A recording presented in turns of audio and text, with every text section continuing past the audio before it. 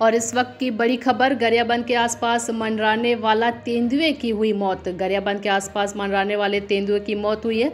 तेंदुए की मौत लगभग 24 से 48 घंटे पूर्व हुआ है। तेंदुए की उम्र लगभग 6 से 12 साल बताया जा रहा है। बता दें, ग्रामीणों की यहाँ पे भीड़ लगी हुई है। बीते 1 माह से तेंदुए व उसके 2 बच्चे लगा रहे थे गरियाबंद के आसपास चक्कर। आज तेंदुए का शव भिलाई पाथर महोदा के खेतों में पाया गया है। वन विभाग के कर्मचारी मौके पर मौजूद हुए। उच्च अधिकारियों को भी दी गई है खबर। उच्च अधिकारियों के घटनास्थल पहुंचने के बाद कराया जाएगा तेंदुए के बच्चे का पीएम, जिसके बाद नियमानुसार राजपत्रित अधिकारी के सामने किया जाएगा अंतिम संस्कार।